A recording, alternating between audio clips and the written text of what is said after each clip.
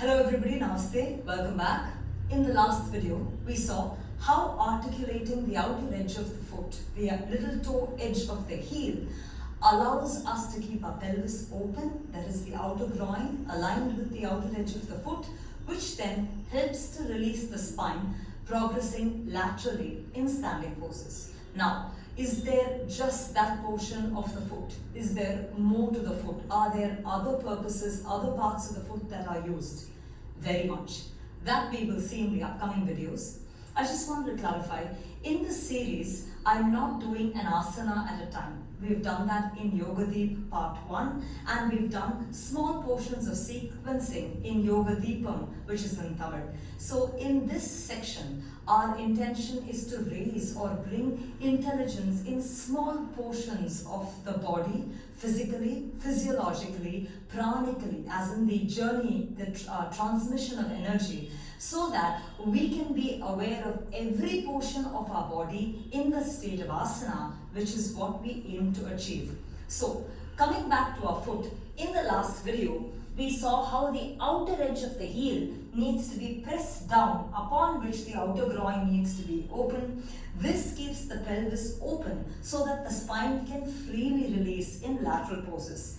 But apart from that, the foot being the primary source of being in contact with the floor, the primary earthing, we have to ensure that every portion of the foot is articulated properly for it to give the sturdiness and energy required to progress into the pose. So, after we've done the outer edge of the heel, now we'll go forth and look at other portions of the foot as well.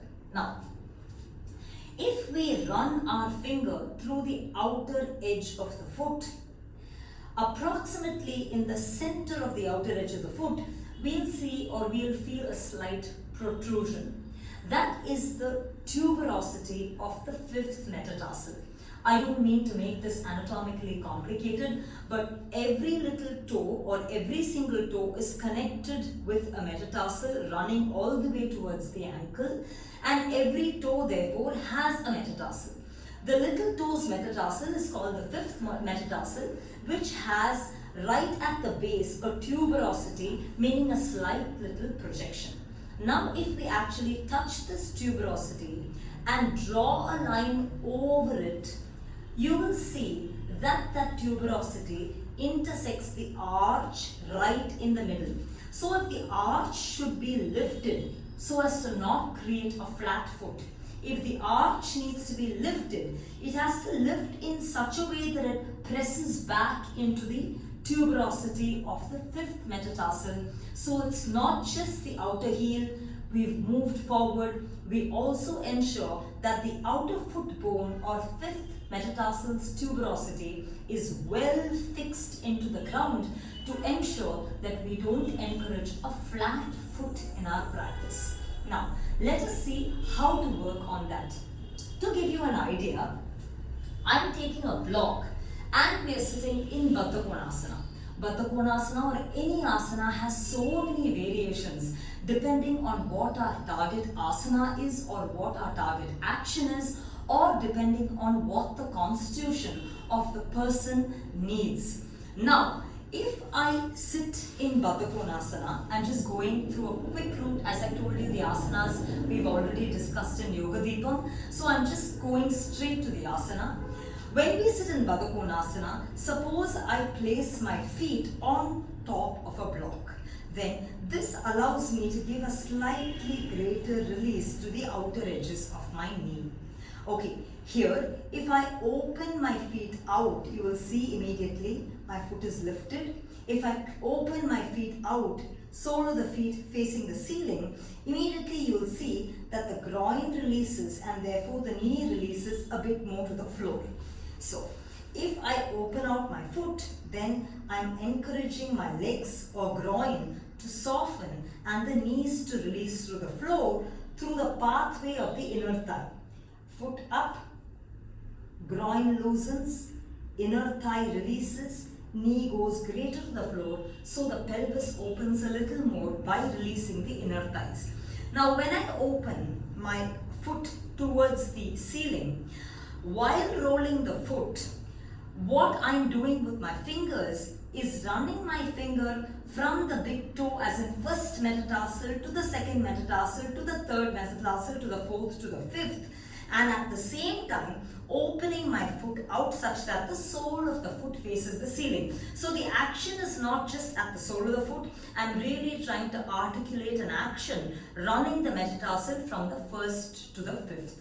Okay, now to give you an idea as to how this applies in standing poses, when I stand and keep my feet open, yes, I'm ensuring that the ankle is lifted, not dropped, ankle is lifted, and the little toe edge of the foot, the outer heel, remains well pressed, and I'm articulating the right and left groin to keep that outer edge of the foot pressed. But then, to lift the arch, I need to roll from the arch through the first, through the second, through the third, fourth, fifth metatarsal and anchor the outer foot bone or that tuberosity. So in addition to the outer heel, I now have to ensure that the outer foot bone is pressed, and this delivers a spreading action. From the big toe, the sole of the foot broadens towards the little toe, and the little toe edge of the foot is also anchored. So here we are learning that it's not just the outer heel, the entire outer edge of the foot, which I'll show you in Anantasana.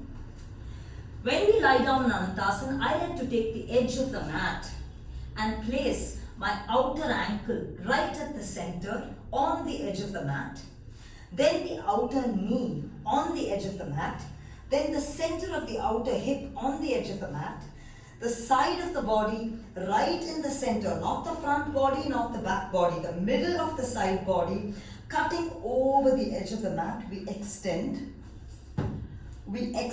in such a way that the fine line of the side body really balances on that edge of the mat, and then I bring my foot over in such a way, lengthening from the hip, I place foot over foot. Without compromising the length of the body, I bend my forearm and rest my palm behind my ear, approximately at the temporal lobe.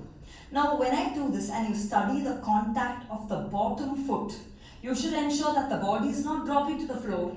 The body laterally is lifting such that the front of the body faces front and doesn't fall to the floor.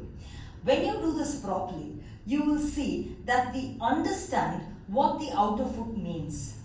The right leg, the bottom leg, from the outer heel to that fifth toe's tuberosity, that is the outer foot bone, to the little toe edge of the foot, all of it is soaking on the floor, and that is the segment that should contact properly with the floor to ensure that your foot is well rooted for any standing pose, back bends, whichever pose that you use your leg. That outer edge of the foot should be placed at the outer heel, at the center tuberosity or the outer foot bone, and at the little toe's edge. So the entire outer edge of the foot needs to be well placed to provide you a proper grounding.